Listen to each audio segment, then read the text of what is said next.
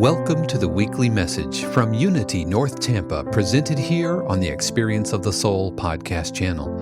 Today's message is A Season of Hope and was recorded on Sunday, December 4th, 2022.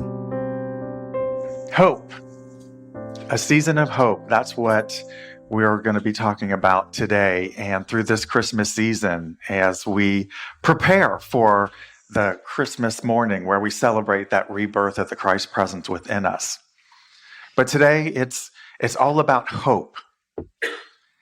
And so I want to start off with let's talk, what is hope? As I was talking to the kids earlier, hope can be just, what are you hoping for Christmas? What are you hoping for to get for lunch today? What are you hoping for to be happening in the rest of this day? And that level of hope is okay, and it's wonderful. But if you really think about what hope is when you're hoping for something and the feelings that are behind it, hope comes with this really positive power of expectancy, of thinking and knowing that something really good is going to come. It's very anticipatory, that you know from your life's experiences when you're hoping for something good that it probably could happen because life has told you good things happen. Good things happen. Every Christmas as kids, we had Christmas lists because every Christmas before that told us there's going to be probably presents under that tree. So we were hoping for that special toy or that special gift or that special something that we would put on our Christmas list to Santa because we knew with joyful anticipation that there was going to be something under that tree for us. When I was growing up, there was 9 of us in this little tiny house in this subdivision where the houses were only a driveway apart and the backyard and the front yard would fit in this room. And I was hoping for a pony. I hoped for a pony, and I just knew there was a place behind the garage where that would work out. Because I knew something was going to be there for me on Christmas morning. And I went for the gold. And so some of our hopes and dreams don't work out, but something good did happen that Christmas morning. I don't remember what, because it wasn't my pony. But it was a good Christmas, and I got gifts, and goodness showed up that day. So that's what hope is. It's that knowingness and anticipating and expecting that positive power of goodness coming in the future. And we can look forward to it, dream about it, and wait for it with some pretty good assurance that something good is coming. Because regardless of what happens in our world, no matter how tragic or sad, that you can look back usually in the future and find the lesson and the blessing in everything that happened. And goodness ultimately wins out. So we talk about Christmas season and the season of hope because it's one of our big examples of when hope came into the world. When the angel Gabriel appealed to Mary and said, "You are going to give birth to Jesus," the Savior of the world, was the opening of an immense anticipatory, hopeful time of what was to come and what could be. And when we revisit that story, you can feel that hope of the coming of the birth of Jesus. So we want to look at that story on many different levels because it isn't just Gabriel coming to Mary. The whole description of this comes to us in the Gospel of Luke. And everyone usually starts their Christmas story and then the angel Gabriel appeared to Mary. But that's not how it starts. Mary's actually the second person that Gabriel shows up to. First, he goes to Zechariah. And we also want to look at this level from a metaphysical standpoint too. And Zechariah is this priest. So he's this pretty well-respected man, and he's in the temple. And then here shows up this angel. And metaphysically, we know that an angel stands for messenger. So an angel is a messenger of a divine thought or a divine message or something from God.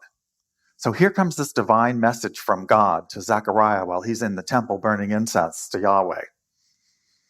And if you're getting a message from God, he's the messenger of God. Let's pay attention to what he says. Not only to what Gabriel says to Zechariah, but what Gabriel says to Mary. And first he appears to Zechariah and he says, do not be afraid. The first messenger from God, the first message is do not be afraid. Let go of fear. Let go of fear. Good things are coming. He says, do not be afraid. And he says, you're going to be a father.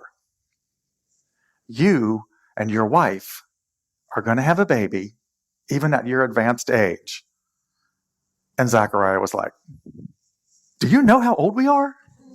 Seriously, do you know how old we are? And Gabriel says, stop talking. Stop talking. Matter of fact, don't talk until this comes to pass. You don't get to talk anymore because as a representation of us, he's like, are you sure about this? I doubt it. And isn't that our first reaction when you think something really good is coming to us? A lot of times our human nature will go, are you sure about that? Me? And they doubt. And Gabriel says, okay, then just be quiet until I prove it to you. And then you can start talking again. And then he goes to Mary. And he says, do not be afraid. You are favored. And you are going to bear the Messiah. And not only that, but your relative, Elizabeth, is in her 6th month. And she's going to have a baby. And of course, Mary's like, do you know how old she is?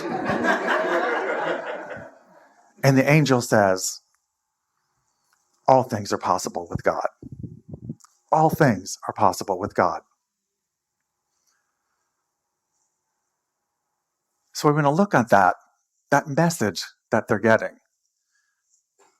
This message of hope that this older couple can finally have the child they've always wanted. And this young girl who's pure and innocent is going to bring new life into the world also. And so we looked at this story metaphysically because that's what the Unity co-founders, Charles and Myrtle Fillmore, teach us to do, is that what is the meaning behind this for us in this story? What's really happening here? What's the message for us in all of this? Because metaphysically, the Bible is basically our soul's story. It's the story of our soul's journey from the time that we came up with a perceived disconnect from God, as represented in the Garden of Eden story, until our full realization of our Christ presence, the resurrection story. And everything in between just represents the journey that we, each of us, must travel. Which means everybody in the Bible, metaphysically, is you. You are every character in the Bible because it's your story. So here comes this messenger from God, and his message to you is, do not be afraid. You are favored. Nothing is impossible with me. You are chosen. You are loved and favored. That's his message to you. And who does he bring this message to? Well, first he brings it to Zechariah and Elizabeth. And Zechariah and Elizabeth are upstanding people in their community. He's a priest in the temple. She's a descendant from Aaron. Remember Aaron and Moses from the Old Testament? Yeah, she's got perfect lineage. He's this high priest that's been selected by lottery to go in and burn incense in the temple. They are living above reproach. They are high in the eyes of their peers because they live according to the law of Jerusalem. So they're up there. And the Gabriel comes to them and says, you are going to bring forth goodness into the world. But then there's another side of them too also, because Elizabeth is sitting there and she's shunned. She's an outcast and she's also living in shame because she's been barren her entire life. And that was really not good in the Jewish culture at that time, because their job was to be fruitful and multiply, to grow the children of God, to increase the size of the Jewish nation. That's what they were. That was one of the things that they were doing. That was their mission. And here she was, getting on in age and had never been able to bear a child. She was an outcast. And yet the messenger of God came to her. And then you've got Mary, this 12 or 13-year-old virgin, pure love. And the angel comes to her and tells her the same thing. So that Christ presence that's within each and every one of us, because it's all about us, is in you and capable of being nurtured and birthed and grow and show itself to the world as John the Baptist, as Jesus of Nazareth, as you, in all of your glory and goodness. And do not be afraid. The message from God is, you are here to birth the Christ's presence into the world. It doesn't matter if you are the favorite in your community. It doesn't matter if you are shunned and outcast. It doesn't matter if you are pure and innocent. That's the hope for all that's in this message. It doesn't matter. It doesn't matter who you are, where you are, what you've done, where you've been, what other people think of you, what you've accomplished or not accomplished, how much money you have, how big a house you drive, or car you drive, or house you live in or not. Yeah, there you go. But they're called RVs. They're called RVs. A lot of people drive their houses. But the message that Gabriel's bringing to us this Christmas season, to each and every one of us, is you are chosen, you are favored, you are loved, that anything is possible with God for you, regardless of who you are. And to take it just a little bit more metaphysically, according to Charles Fillmore, Unity's co-founder, Zechariah in his is a representation of a new thought coming into your consciousness, a new spiritual thought coming into your consciousness that you allow to grow and develop and fulfill. Because Zechariah had to accept a new idea and his old set in his ways thinking that he could be the father of new life in this world. And Elizabeth, she represents that certainty in each and every one of us, that truth and goodness in our consciousness always wins out. That's who Elizabeth is. Elizabeth sure just came out and was, sure, I'm going to have a baby at my age. She was thrilled because she knew all things were possible with God. And she's like, we'll do it. And the message from God was, your shame and your outcast and your status of being shunned is erased. I take it away. You're fine. You're good. You are bringing forth the Christ presence into the world also, in the form of John the Baptist. But for us, it's our Christ presence. And then there's Mary. Mary is just divine, pure love. Just divine, pure love. And in the place of divine love is where the ultimate Christ presence in you flourishes and grows and comes into the world through your divine love.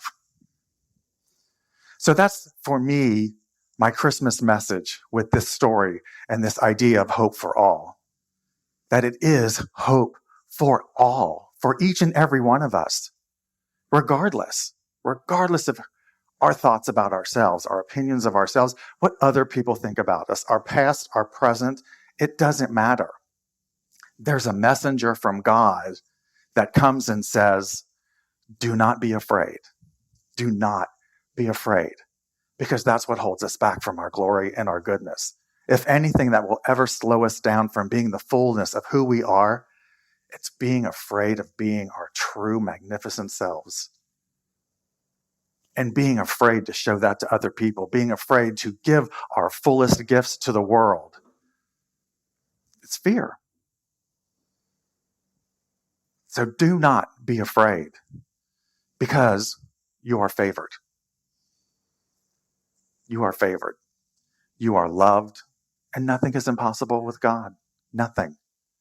That's the hope for all. That's the ultimate hope for all, for each and every single one of us. That Christ presence within us is just in there. Whether we accept it or acknowledge it or know it or not, it's in there. That divine goodness is within you, coming through you, for you, to be expressed into the world. So my invitation to you this Christmas season is to be Zechariah, to allow those spiritual thoughts of truth and goodness and the innate divinity of you to take root in your consciousness, to be him and let those thoughts grow within you, to take up residence in your essence of your true divine nature. I invite you to be Elizabeth with the certainty that in your thoughts and words and actions and in your very consciousness, that truth and goodness and love always wins, will always come to pass, is the ultimate trump card that's going to end up showing in your life truth and goodness.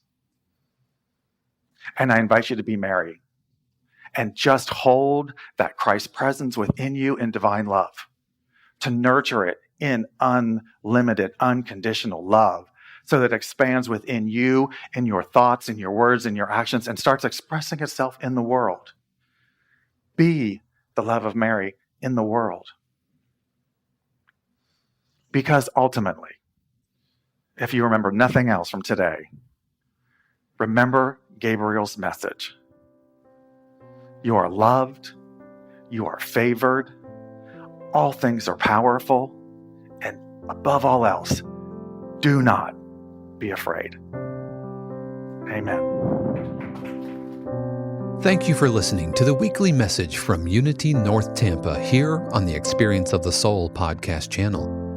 This channel is made possible because of listeners just like you. If you would like to support the channel with your tax-deductible contribution on an ongoing basis or through a one-time gift, head over to experienceofthesoul.com. This message is copyright 2022, Unity North Tampa, all rights reserved. Our theme music, The Light of God, is composed by Shannon Croft and used with permission and available at shannoncroft.com. The Experience of the Soul podcast channel is a production of 818 Studios.